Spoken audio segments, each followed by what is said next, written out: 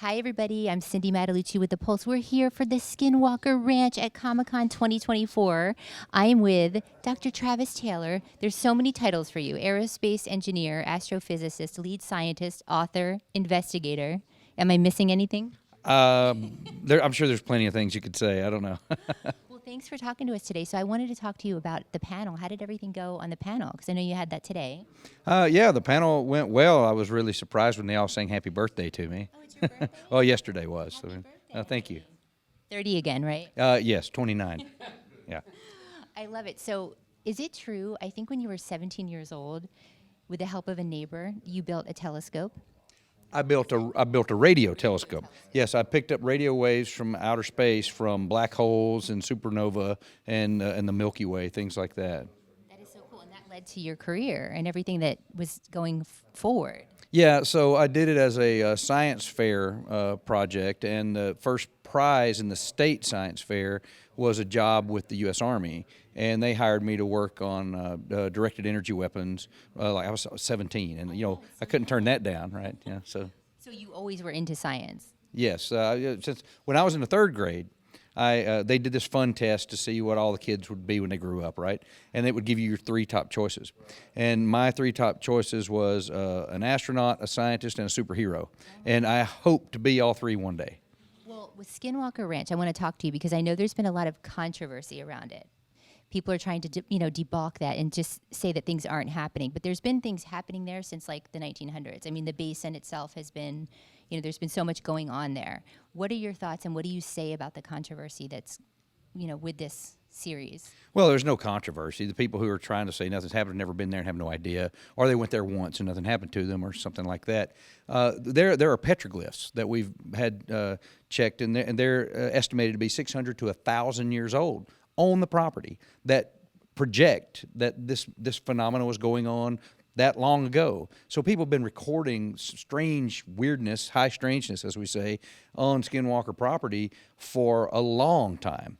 And now we have absolute scientific evidence that there's something strange going on. And I can tell you this, not a single thing is made up. I wouldn't be a part of it if anything was made up on the show. This is not science fiction. This is a real scientific investigation. Well, yeah, and you said, I think, on one of the shows that I watched that it's kind of like it's something that's being on TV, but it's not a TV show. It's being documented for TV. This is not a show that's a scientific investigation. This is a TV show that's documenting a scientific investigation. So the investigation is going on whether the TV show is there or not. Now, the TV show has afforded us to up our game a little bit, right?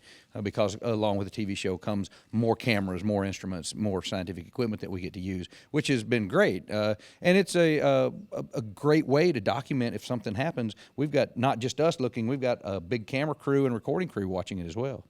So what would you say the craziest thing that's happened? Because I know it's been like explosions. There's been so much going on. What would you say the craziest thing that you've experienced there? Well, so there's two answers. That one is that we have seen on the show, right? The on camera. The craziest thing is tied to me with capturing a UFO flying into the mesa through solid rock and coming out of the mesa. That is absolutely fantastic and bizarre. The other would be when we hit the thing we call the blob. With a rocket in it, and it exploded, and we actually saw it in a high-speed infrared camera. And to me, that's clearly showing there is a thing, a real phenomena there on the ranch that we've actually touched. We physically touched it with a rocket and saw it in a special camera. Wow. Will you continue to investigate? Oh, after this? Okay. Absolutely, yeah. In fact, I'm leaving here to go there. To continue the investigation in what would be season 6 for the TV show, and my 6th year there, the 9th year that the current team has been there. And then last question, why do you think that, because I know Richard Bigelow, he had done Bob Bigelow, thank you, had done 6 years of investigation but never released anything. Why would you say now, why did he not release anything? Well, there's a couple of reasons for that. A lot of people put a lot more stigma to that than there is. He was there for about 10 years. And the first few years, he funded everything out of his own pocket. Okay. All right? And that's his own intellectual property. He can do with it what he wants, right? And then the last few years he was there was under a government contract called the OSAP. Okay. and he was funded for a certain amount of dollars. And there was some issues that took place, and about half of that money was never delivered to him. And that happens in government contracting all the time. But at that point, I think he was pretty much, well, you didn't pay me everything I wanted, so, screw you. I'm not giving you all my information. And there was nothing nefarious about it. It was just the incidents that happened. Now, the one thing about it is if Bob uncovered something that would give him an upper hand, would he release that to the public or not? I don't know. I don't know him well enough.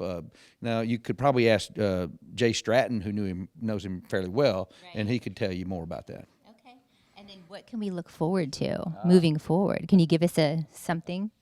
Well, so one of the biggest, craziest things that has ever happened on the ranch, and spoilers if you haven't seen all of this year, there's an episode called Droneageddon.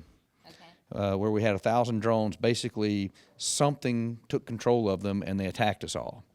And it was extremely crazy. And we're going to dig deeper into that this year with smaller sets of drones, but in the same type of experiment to see if we can get it to repeat and then capture whatever it was that did it. Oh my gosh, I love it. Well, thank you so much for bringing us all this excitement and research.